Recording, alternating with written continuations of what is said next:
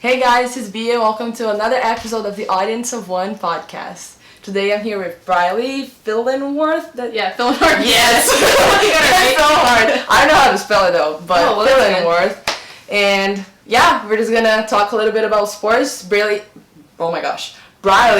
used to play soccer here at the school. Yeah. So why don't you talk to us about like your experience with sports, like your life, how you came to Christ? Yeah. So I guess I'll share a little bit of like my background in sports and how like I turned to Christ through that. Mm-hmm. Born and raised in a church. Started out playing soccer in like our church Pee Wee League, Pee Wee. Oh, like okay. the little leagues, That's funny. And I was playing sports like ever since I could remember, like in our church's gym, and and then very thankful for my parents. Like they definitely did a great job raising me and loved on me well. But I kind of like took my life into my own hands at that point. And even though like they both taught me that like Christ should be the center and that basically I put my whole identity like into sports, especially the older I got, like through middle school where life just gets hard because like there's a lot of changes and you're still trying to like figure out who you were. And so I definitely chose, like, sports as who I was. Like, I wanted to be the best athlete, play the most sports, and, like, just identify as an athlete. And, like, through middle school, there were lots of ups and downs. Lost a few close friends and family members, and definitely just lost who I was and who, like, I was raised to be, and just completely turned towards sports as my outlet to kind of, like, get all of my emotions out, and it became like my safe space. But then like as I grew, it became more of like who I was. And so like going into high school, I definitely we have this award called the Eye of the Tiger Award in my high school, where if you get 10 varsities by your senior year, you get an Eye of the Tiger Award, and like you get this huge blanket, or it's called the Blanket Award. The Blanket Award, you get this huge blanket with like all the sports and like varsity years and everything on it, and your picture gets put up in like our hallway and it's like there forever. I like really wanted to focus on that. I was like, I will do it. I will have 10 varsities by the time I graduate. I ended up graduating with 11 varsities, which if I would... Did they put the 11? Yeah, so we had 2 awards. There was a 10 varsity award and then a 12 varsity award, and I was at 11 because I decided to play basketball my freshman year instead of swimming, which I should have swam, and then I would have varsity all 4 years in that. But anyway, I played 3 sports for 3 seasons, and in the spring I also played travel soccer on top of track season. So I did soccer in the fall, swimming in the winter. In the winter, indoor soccer started for club, and then in the spring, I ran track and also played club throughout high school. So I was always at a practice. I don't know how you did that, like for real. It's a lot. It's a lot of sport. It was a lot, but like, I don't know. It was also just, it was... Like, how were practices like set up throughout the day? Yeah. Like, if you were playing, like, 3 sports every season, you had to, like, practice all of them. Yeah, so it wasn't every season. So, like, in the fall, I played just soccer for my school. Oh! So I practiced, like, soccer after school. Okay. And then in the winter, we'd had swimming right after school, and sometimes in the mornings. Like, we had morning practices. And then we'd have, like, indoor soccer, like, later that night. So, like, I'd practice swimming from, like, 3 to 5 or whatever, have dinner, and then like from like 7 to 9 or whatever, I'd have soccer. Oh my god. And then I'd go home and like work on homework. And then in the spring we ran track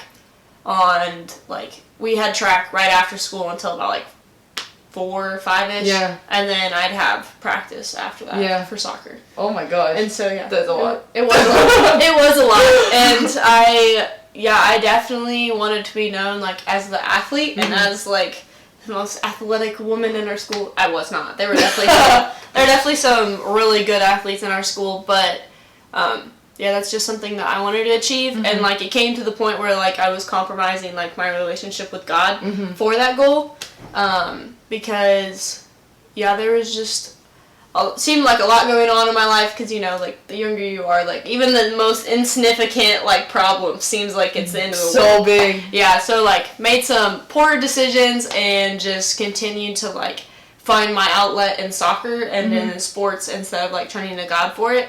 And so, yeah, turning into college. I always knew I wanted to play in college since, like, middle school, like 5th, 6th grade, somewhere around that. I told my parents, I was like, I'm going to play in college. Like, this is what I want to do. That's my goal. That's my goal. And so, yeah, like, started getting recruited, signed to Cumberland's, came here for soccer, and loved it. But as I continued, like, to make poor decisions and run away from God and, like, just go to church on Sundays, but, like, be a completely different person out of church, hanging out with the wrong people. My teammates weren't really the best influence. Like, I love them a lot, but a lot of them, like, weren't saved, or, like, or we were all Christians, you know, like, we'd go to church on Sunday, but on Monday, completely different person, or, so, yeah, and then I started going to a church at Emmanuel here, and like, that was the first time anybody's ever really, like, questioned my faith. Like, actually, like, put me to the test, because, you know, like, at home, where I was born and raised in the same church, like, everyone knew me. They're like, oh, yeah, like, Briley. Like, we raised her, so, like, of course we know that she's a Christian, but, like, you come down here, and people are like, all right, share the gospel. Like, what do you think the gospel is? And I'm like, and, like, it was the first time I was like, dang, do I, like, actually know the gospel, like, to the core? Like, do I know what it actually means in my life? And, like, instead of, like, just having, like, going to church and, like, actually having a relationship with God. And so, yeah, I had some people in my life who were challenging me, like, every single day, like, hey, like, what's the gospel? What does it mean to you? How are you, like, growing in your relationship with God? What are you, like, what part of the word are you in today? And I'm like, I don't know. I'm just I'm just going to church to, like, tell my parents I'm going to church, you know? And so, yeah, and then, like, as I continued to, like, grow in my faith, I ended up, like, getting baptized and finally, like, realizing the difference between, like, just being a church person and, like, actually having a relationship with God. And so through that, like, slowly my identity started to shift into, like, the identity of, like, a daughter of the one true King, instead of I'm an athlete and that's all my worth, because players are good here, and I was definitely humbled when I came here, and it's like, you're not the best. And so that was, like, definitely a hard point for me, is, like, where do I fit in if I don't have my sport? So yeah, that was really good, and then I was just challenged to continue to grow my faith in the Lord, and now I'm senior here and get to work for sports ministries, and, like, it's the best of both worlds, because, like, I can, like, show people what it's like to have identity in Christ over their sport, because, like, at the end of the day, like, sport will end, like, at the end of, like, someday it will stop, and so that's cool. A little bit of my story, I guess. And, like, coming from someone to, like, play sports is, like, that's my identity, and someone to, like, now, like, it's, like, part of your life. Like, what is the biggest difference you feel like you playing the sport, you practicing it, what is the biggest difference you feel? That's a good question. I guess, like, just the relief of knowing that, like, if I don't do well, then, like, it's okay, I'm still enough. Because, like, before, like, I really had a relationship with God and, like, put my identity in Him, if I was having a bad day on the field, I'm an awful person. I'm not enough. Like, I'm not fulfilling what my coach wants me to do. I'm not, like, succeeding. I'm not enough. And then switching into, like, well, I am enough no matter what I do is, like, completely different mindset. And it really helped me, like, get through the last few seasons of just, like, if I messed up today, oh well, bad day, shake it off, like, I know I still have God on, like, in my corner, and, it's just, I looked at the team very differently, too, like, I started looking at them as, like, either sisters in Christ, if we were believers, or if we, like, if they weren't a believer, I started looking at them as, like, someone to love. Instead of a teammate to compete against, I saw them as somebody to love, and, like, as an opportunity. So, like, this season, I definitely took it, like, way differently. I started looking at the girls on my team as, like, lost souls instead of players who I'm trying to beat. And so it was just, car rides were a lot better, like, conversations were better, because there was no, like, bitterness between like us, because it was like, I want the best for you and your eternity, instead of me, like, trying to take your spot. You know, it takes off the pressure too. I feel like playing the sport and practices and stuff, because, like, for me it was kind of like the same. It wasn't like sports specifically, but, like, my goal of, like, coming here, like, coming to the US and playing, like, tennis at college. It was like, oh my gosh, I want it so bad. And like, I truly believe that it was like a desire that God gave to me. Yeah. But I made it like my whole like goal in life. Like, I have to get there. I really want this. Yeah. And like, deep inside, I tried like convince myself that I was like, no, God wants me to do this. That's why I'm doing it. But like, deep inside, like, I knew it was like my desire too, which is good. It was like having a desire that God wanted me to have, but I made it like my idol, like up high, you know. And I didn't even realize it. Yeah. Like, after like years of like hurting myself literally every single day, because if I lost a match, gosh, I'm a big failure. Yeah. And it's like, I feel like that too. Like, it takes like a lot of pressure, and you can just like practice and compete like for someone else, not for yourself. It's way better. Yeah. Like, it makes it like, it makes you feel better. No, for about sure. doing it. And like you said, one day you mentioned in one of the RA shifts that like you wish sometimes like you didn't like focus so much on like soccer, because like you lose a lot of time like watching stuff or like researching stuff. And like, I feel like a lot of people are like that, because a lot of people love soccer, and I feel like it's different like than other sports. Like, people love like football around here, love like basketball, but like soccer, like around the whole world, it's like a sport that like everyone, like, if you love it, like you love it. Yeah, no, it's true. And like, why do you feel like that happens in soccer? Because like I'm from Brazil, right? Yeah. So everyone loves soccer, but like it's different for other sports. So like, as someone who like played it and like loved it so much, why do you feel like it's different than other sports? I feel like it's funny because people say that soccer is boring, but like, it's because they don't understand it. Like, here, the people who play it here, they understand it. The people who in America who like do love soccer, they get it. But like, around the world, they understand like it's the most exciting 90 minutes. It is crazy. And like, it's non-stop, like 90 minutes. Like, you have 45 minutes of complete play, and then you have a halftime, and then 45 minutes of complete play. And so I feel like people just... Or even more. If that's true if it's a tie, or like there's like injuries or anything like that, and there's stoppage time. But I think one cool thing about soccer is like, it is such an international sport, and like even in America, like a lot of people don't know soccer, but like it's starting to like become more popular. Especially on women's soccer. Yeah. It's like very big. Like, it's huge here. The US like so good. Yeah, no, like we're insane. It's our women's team, I love watching them. I'm slightly obsessed with them. But I think like the coolest part about it is like, as someone who loves soccer, it's also like cool to connect with other people from different countries in that way. Cool. Like, so like this summer when I went to Namibia, like when they found out I played soccer at a college in the States, they were like in awe. They're like, thought it was the coolest thing, and they're like, I can't believe you played soccer. And it was actually like super cool, like playing with the little girls, because like in other countries, I don't know about Brazil, but like women aren't able to play soccer, or like it's weird if they do. It's like a male sport. Yeah, and it definitely is. And so like, it was really cool like showing them like it's okay. You can play. Like, it's like, that's totally normal to play, and like I just think it almost is like a completely like different ministry, and like that's cool.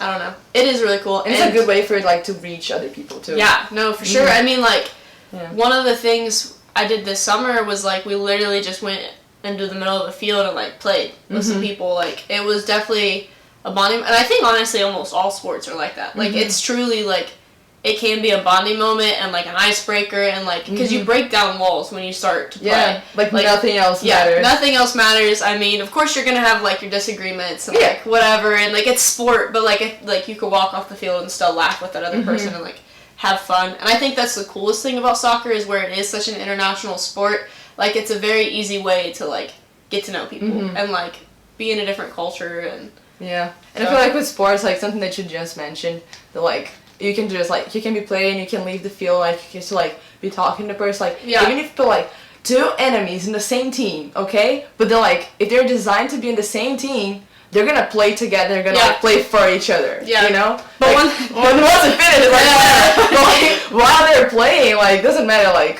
who you are, you know? Like, if you're in the same team, you're gonna like want to win, like, and play with whoever you're playing with. And I think like, I mean, even think of the World Cup, like, it's so much fun. And like, I remember like every single summer that the World Cup's been around, I've always been around other people in different countries, whether it's soccer camps or here with my team, and it's just like everybody comes and watches every single game, and like it's just funny. It's so cool. Yeah, like when we had the World Cup back in, was it August? Yeah. Yeah. And yeah, it was just fun, like being on campus and like hearing people different cheer for their teams, and yeah, it was just fun. And it's a cool way of getting to know people. Yeah, last year was fun, like World Cup here. Yeah. I mean, let's the U.S. did better than we expected, so I'm proud of them. That's At least true. we made the World Cup this year. That's true. Yeah. And I was making fun, like, one of my friends on the tennis team, he's from Italy, and Italy didn't make it, and we were all making fun of him all the time. I was like, yeah, like, what are you talking about? He was, like, talking about other teams, and we're like, your team is not even there. Like, you can't say anything. But, like, before, when you came to school, you were on the varsity team, and then later you moved to the JV team. Yeah. Like, I just want to know what made you make that decision, because for sure it wasn't easy for you. No, like, at all. It's amazing. I still regret it. But, it was hard, definitely. Yeah. So, like, when I was on the varsity team, like, I loved it, and I loved my teammates, but I definitely, like, the farther I got in my relationship with God, like, the more I felt like that wasn't where He wanted me. Yeah. And yes, like, you can, because I kept convincing myself, well, like, this is my ministry. Like, I can do it on this team. Like, that's why I'm here. With me and, like that. But, like, sometimes that's just not God's calling on your life. Like, definitely, like, share the gospel where you're at. Like, for sure. But sometimes God does call you somewhere else, and that's okay. And, like, that's what I had to, like, learn was, okay, like, what does my next step look like? Like, if I'm not, like, with my soccer team the whole entire time, like, what's going to happen? Like, will my friends change? Am I going to still be able to, like, enjoy soccer? Like, there were so many questions of, like, I think the hardest thing for me was, like, honestly, like, pride. Like, swallowing my pride and saying, like, I think the first time I, like, told somebody I'm not on the varsity team anymore was, like, the hardest thing ever. Because, like, I mean, I can tell my coaches and I can tell my teammates, but, like, it's different. I was with them every single day, but, like, having to tell somebody, like, outside of our program that I'm no longer like, they don't know. Yeah, they don't know if I got cut. They don't know if I just wasn't playing well enough. They don't know, like, and so I felt like I always had to, like, explain myself and be like, well, this, and this is why I'm no longer on this team. Like, it is hard. But, like, it was definitely more just a pride thing of, like, me not wanting to give up this title. Yeah. Like, the title of being on the varsity team, the title of being part of that program, but, like, it was harming me more than, like, making me grow. And, like, it wasn't anything, like, against the girls I was playing with, or, like, it was just, I knew that I needed to put my time somewhere else. And so I decided, so I played 2 years on varsity, 2 years on our reserves team, and when I dropped down, I ended up becoming an RA, and God's opened a lot of doors, like, through being an RA with just loving on girls, and it's been, like, really cool. I've had, like, multiple teammates and, like, friends come up to me and they're like, how did you do it? Like, how are you dealing with it? And, like, through that I've been able to, like, recently I had a friend come up to me and she's just, like, struggling with, I don't know if I really want to be on the varsity team, like, I don't, like, what made you decide? And, like, just asking all these questions, like, well, if I'm being honest, like, Christ is the only reason that, like, I was able to get through it. And it was just cool because, like, it's just opened more doors. Like, I've been able to have more godly conversations since I left the varsity team, even though I thought the varsity team was where I was supposed to be. Yeah. And so, and, like, I have better friendships and relationships with the girls on the varsity team now than I did when I was with them every single day. And so, I think that sometimes you just have to, like, swallow your pride and, like, realize that, like, God does have things, like, lined up for you that you just can't see. And so, because, like, I dropped varsity, and then I got hired as an RA, and then I got hired for sports ministries, and, like, I wouldn't have been able to do any of that if I was still on the varsity team, because, like, RA's a lot, and for soccer, like, that's an insane schedule to be able to try to do both. And then, for sports ministries, like, they said they were never going to hire anybody on varsity again. Well, I wasn't on varsity. So I was able to get hired, and it's just been, like, it's been really, really cool. And, like, I've enjoyed playing soccer again. Like, it didn't feel like a job anymore. It felt like a sport again. Yeah. So. Like, you mentioned that now it's easier to, like, have gospel conversations because, like, of the doors, like, the past experience that you've had.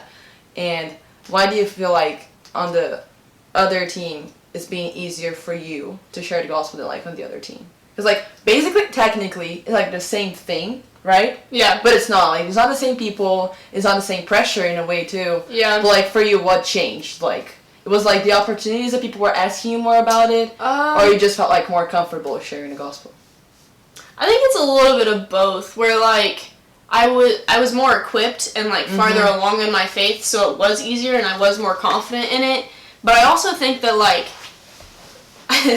to be completely honest, by your junior and senior year, you really don't care what underclassmen think of you. You're like, I can say whatever I want, like, I'm going to leave in a year or two. So I think that also, like, my mind shift, like, changed a little bit and was like, oh, I only have 1 or 2 more years left here to make a difference. I only have this much time. Yeah. Where, like, as a junior or a freshman and sophomore, you're like, you know, still low on the totem pole. I have time. Yeah, like, oh, you're fine.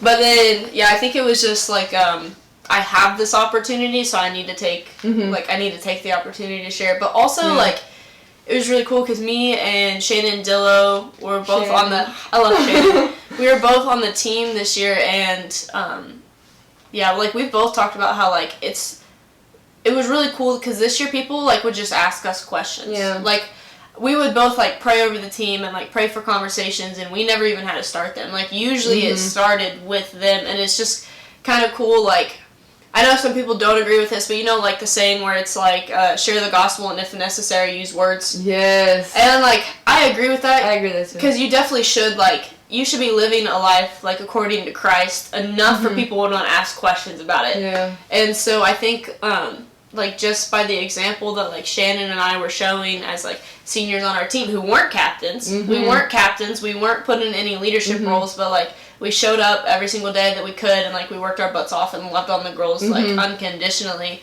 And I think just by doing that, like, it made them question, like, why are they like this? And so, yeah, we had, like, lots of conversations, and one of our teammates got baptized this morning, which is awesome. And, yeah, there's just been, like, super cool conversations that we didn't even start. Yeah. Like, we would be driving back from one away game, and one of our, like, Shannon and I would be talking about, like, a sermon or a song or something that we heard of, and, like, one of our teammates asked us, like, do you mind, like, sharing your faith? Like, why do you believe what you believe? That's so cool. It is really cool, because, like, it's not even we're like, hey, do you know Jesus? I know. Like, it's just like it's forced. Yeah. Like if it's not, in a way. Yeah, you know? And it definitely was just, like, I, like, truly believe that if you, like, ask for God to give you opportunities, He will. And, like, you don't even have to insert yourself into it. Like, sometimes they just come to you. Yeah, there's a phrase that I read in a study back at home one day. I'll try to translate it as best as I can. It was like, if you are the only image of Jesus that they will ever see, what do they see? Yeah, I've heard of that before. Yes. So, like, it's cool, because, like, most of the time, like, our actions speak louder than our words. Like, we can say whatever we want. Like, for example, you grew up in church. You knew, like, the gospel. Like, you've read it before. But, like, it wasn't, like, real to you. So, like, most of your life you didn't act like it. Right? But then, like, once you started acting like it, it became true to people, too. Yeah. Because people could see that in you. No, and you were speaking about it, too. Yeah. So, like, no, for sure. It's cool. And I think that, where was, my thought was going somewhere, and I lost it.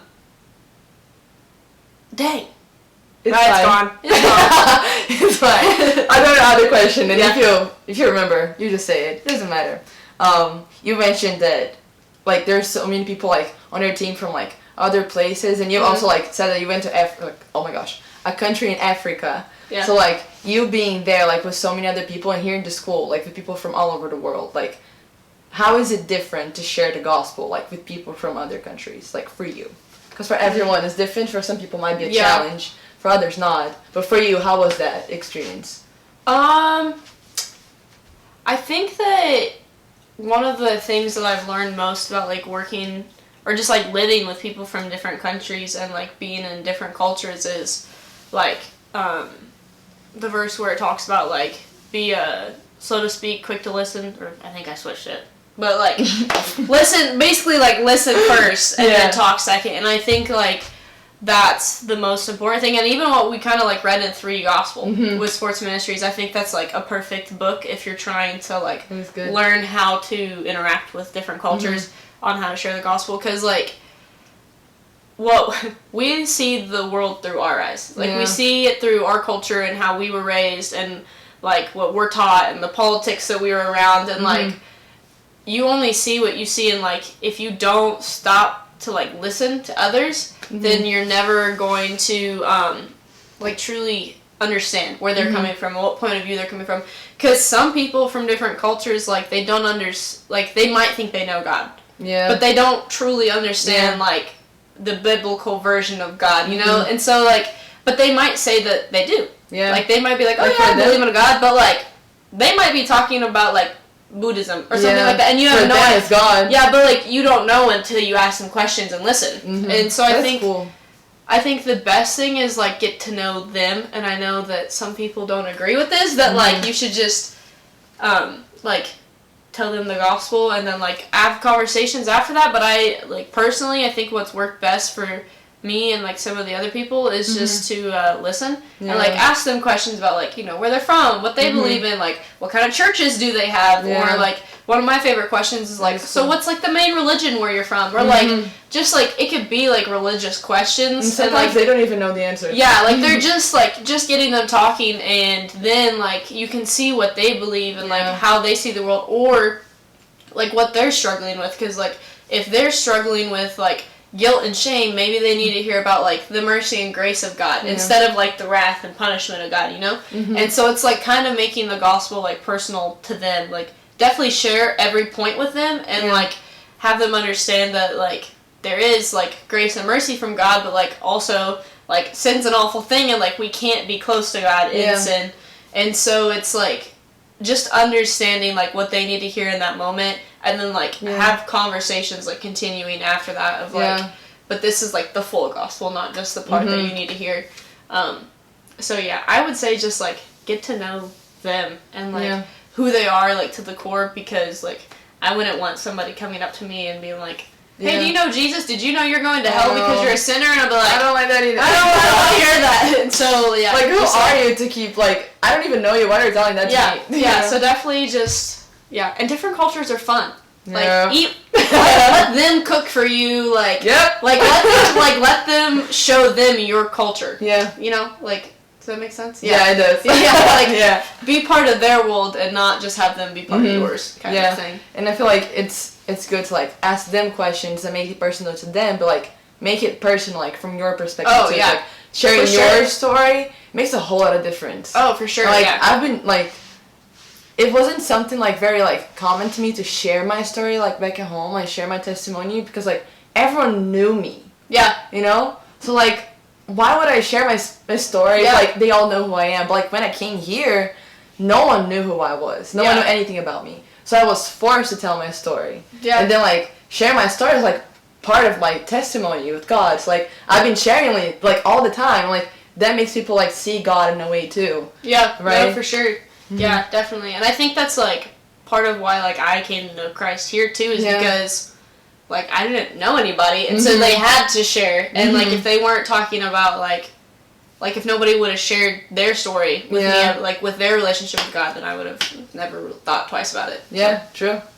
And now, like, did you have the position as a sports minister, and, I mean, GA, you got the assistant at the sports ministries, and you are also, like, a coach for the middle school. Yeah. Like, how has your perspective in sports and God, like, changed with, like, different positions, not only, like, as a player, but as someone that, like, it's coaching and, like, like helping people, authoritative figure kind of. Because for sure there is a big difference. There is a huge difference, and I think like the thing I struggle with most is I'm definitely more of a I'm gonna love you even when you're being a little turd kind of. Especially like with my middle schoolers, where like I don't like yelling at them, but sometimes they need it. Like true, and that's true. Yeah, I think like the hardest part probably is like being, and like this is something I struggle with, is like being okay and like being willing to be like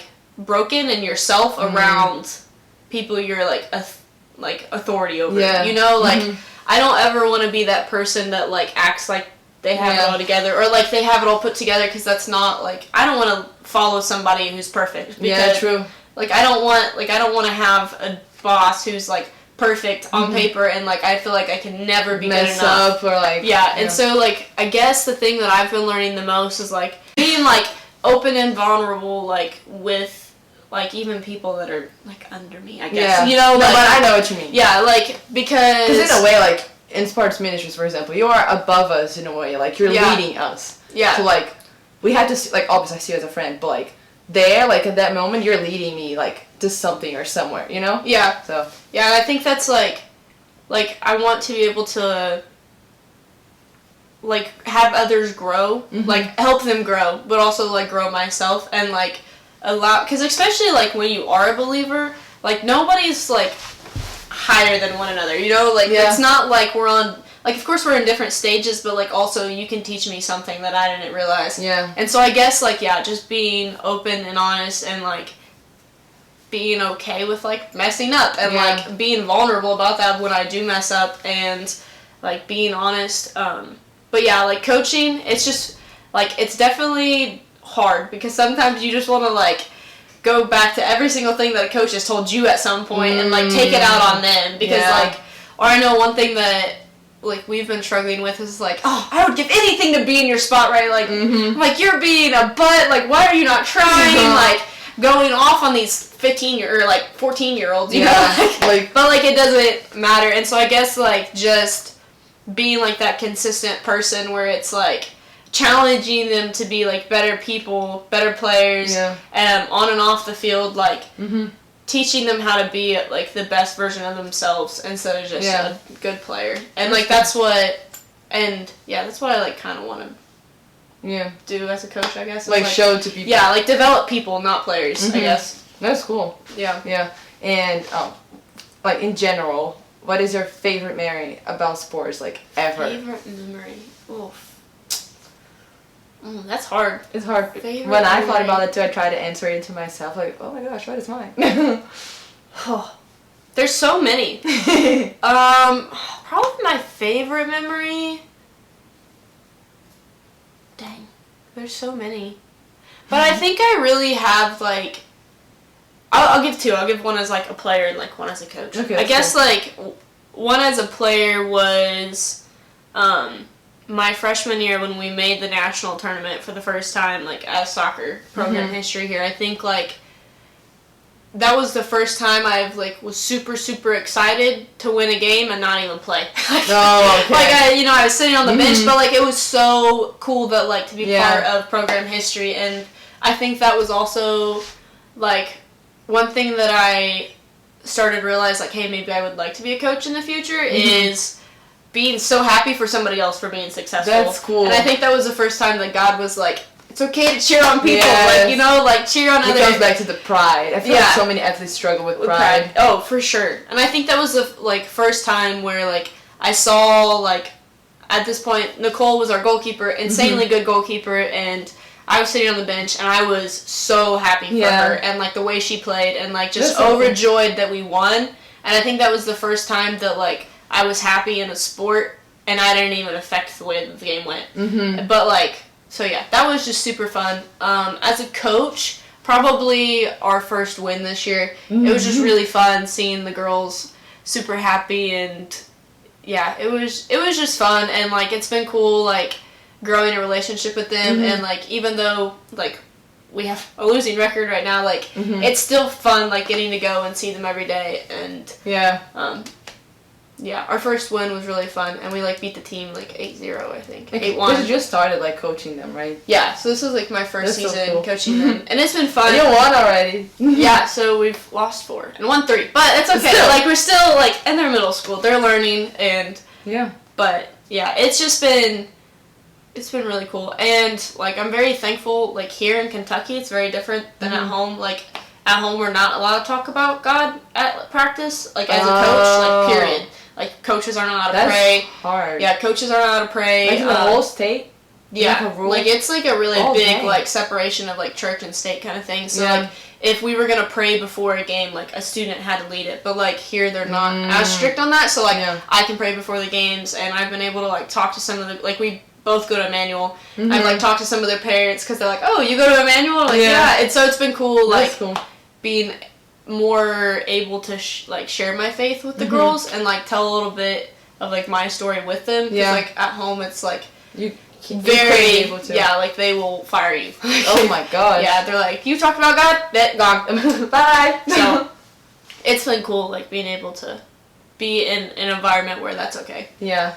And what do you think is like a moment, like, or more than one, that like you look back and you're like, whoa, like that was God, like in sports, like moments where like, oh my gosh, like I could have never like done that. That was like all God. Yeah. So there was this one particular moment that I actually remember. So we were goalkeepers when we were on varsity, or we had an hour of practice before practice. Oh. Yeah, and so we had ridiculously long practices. But I remember it was a Sunday after church, and I was out in the field with this girl named Lau, and she's the other goalkeeper with me, and we had a water break. And the song "Christ Be Magnified" was like stuck in my head because we sang it in church that morning, and I didn't even realize I was singing it. Like I was just like, like "Christ Be Magnified." And she looked at me and she goes, "What are you singing?" And then I was like, "Oh, like it's a song that we sang this morning, like talking about like Christ needs to be magnified through our lives and whatever." And I was like, I didn't even realize I was singing that song.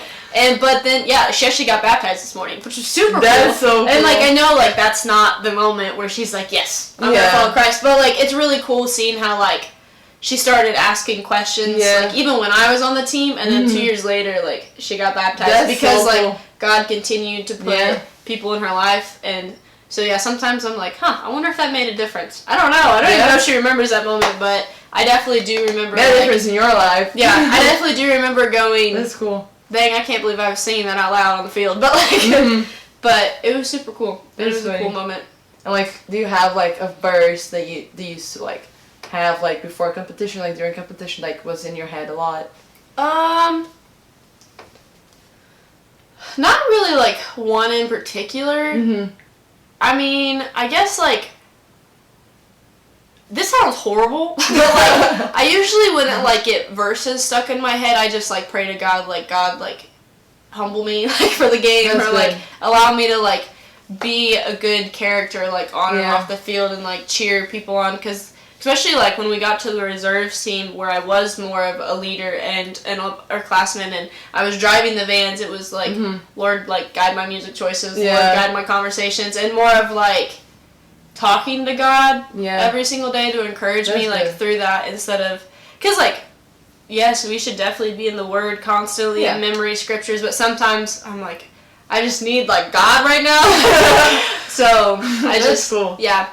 So, more of just, like, on competition days or travel days or whatever, like, more just in prayer than in the Word. So, and there definitely was, like, days I would, like, read sermons or listen to a podcast or whatever, but there was not like one that I guess I went to over and over again. That's cool. And like now, like you're done like playing like soccer, like what are your plans like for the future, like regarding sports? Oof, that's a great question. I definitely do know that like I want to work with youth and in sports and if sports ministries in that somewhere, that'd be cool. But so next year I'll be the graduate assistant for sports ministry. So I'll be back working with sports, and I am really excited to finally like be done with undergrad and kind of have more time for every sport instead of just a few. And so definitely probably sharing my story more with like students that I'm not normally around and not normally with. Because I am super busy. So next year, like, I'm excited to like show people how like God took me from like my freshman year to now. And then I'll be coaching at Corbin High School again. Yes. And so I'm excited for that, and I get to be with the girls again. And then after that, I really have no idea. So it's just kind of wherever God leads me. I'd love to work in sports for the rest of my life, whether that's in a classroom teaching PE or coaching or sports ministries or something. I don't really know. I don't know. Well, God knows. Like, I don't really know what it's like everyone, like, I'm like that too. Like, most people around us, like, have no clue. I think you mentioned it to me, like, I came to college having more of an idea of what I want to do than now that I'm leaving. That's very, very true. When I came in, I was like, I'm going to, graduate with exercise sports science. I'm going to get my degree in dietitians after that. I'm going to coach. I'm going to do this and that. And now I'm like, I'm getting a degree. Do I know what I'm going to do with it? No. So, but I think that's also, like, the cool part of growing in your faith is, like, taking your hands off the steering wheel and going, okay, God, like, it's yours because, I mean...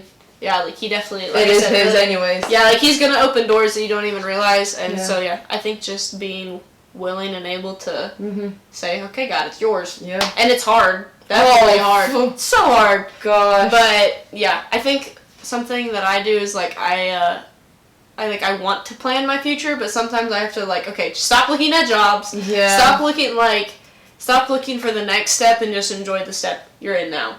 So, because I'm like, what am I going to do after I leave here? I have no idea, so stop worrying about it right now. Like, you can, when that time comes, you can worry about it then. So. Yeah, there's a phrase that my mom, like, bought, like, some, like, oh my gosh, what's the name? Those, it was like, those pictures you put on the wall. Oh my gosh, I forgot the name. Pictures you put on the wall? Like, it's not like a board, it's, like a whiteboard? No, anyways, there's, like, this picture my mom found and she put on the wall. Like, she bought, like, those very tiny, like, pictures and she put on the, like, on the hallway at my house in Brazil. Like a frame? Frame. Yeah, okay. I know.